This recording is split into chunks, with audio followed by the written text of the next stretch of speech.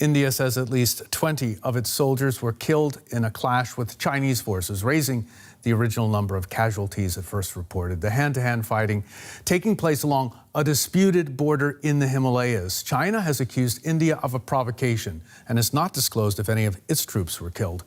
Tensions between the two sides have been building over the last month, but this is the first incident with fatalities in more than 4 decades.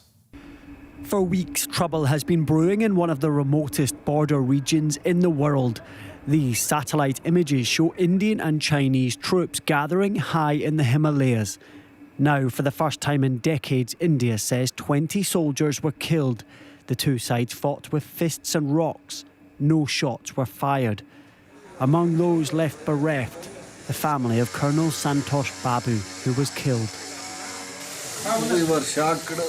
We were shocked. Since yesterday, we have been in a deep shock on hearing about my son's misfortune.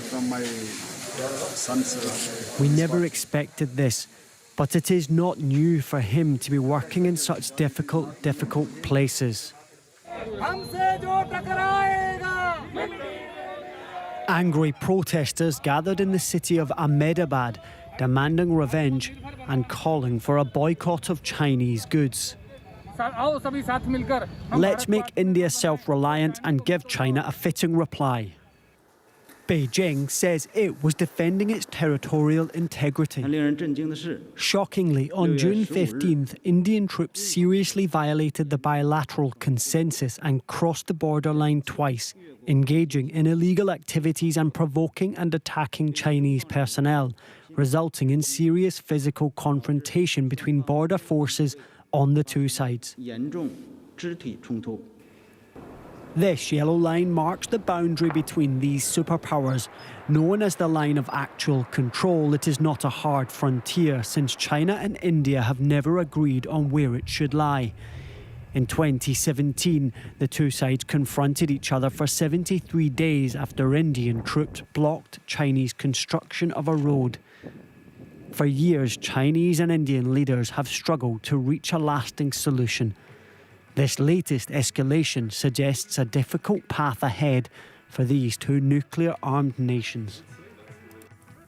Joining us now with the latest is DW's Nimisha Jaiswal coming in from Delhi. Good day to you, Nimisha. Can you give us some more details about what happened? Well, Brian, over the last 24 hours, more details have been emerging from both the military as well as the political establishments in both countries. The Indian military, as we heard, has confirmed that there have been 20 deaths. On the Chinese side, the defense ministry has confirmed that there have been casualties, but not confirmed the number of casualties. This morning, finally, we heard from the political establishment in India as well, something that the media had repeatedly been pointing out here, that there had been a lack of so far. The defense minister put out a tweet offering condolences to the families of the soldiers who lost their lives on the border with China.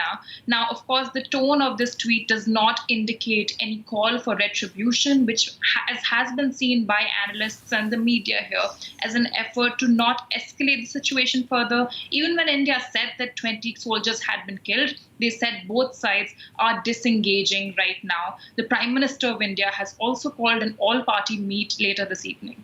Now these casualties came in hand-to-hand combat. This is the most serious confrontation we've been reporting on in 4 decades. What's Delhi saying about who started the violence and how it started?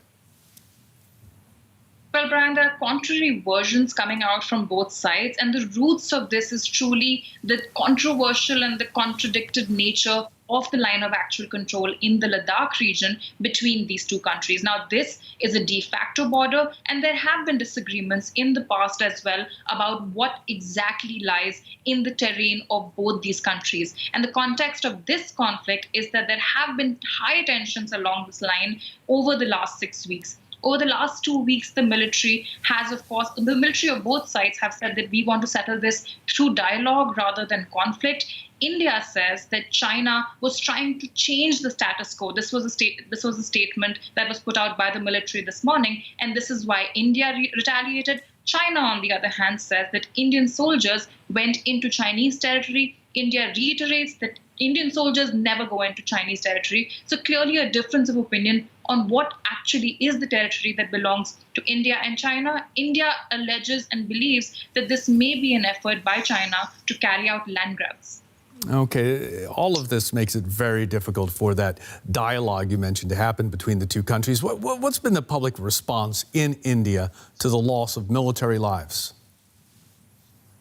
Well, Brian, what's interesting in India is that the warmongering, almost jingoistic response we see amongst the public when it comes to conflict with Pakistan is largely missing when it comes to conflict with China. Over the last 6 weeks, there has been a call to hit China where it really hurts, which is the economic front. So Indians were uninstalling TikTok. This app became very popular called Uninstall Chinese Apps. And this is the focus of a lot of celebrity talk as well, asking India to cut off trade ties with China. However, the loss of life has definitely ramped up more serious military sentiment as well. There has been a call for retribution. Small protests have broken out from fringe groups in different parts of the country. But of course, there is an effort also, it seems, on the top level to de-escalate the situation. And we're going to have to wait to see through the day today how exactly this proceeds.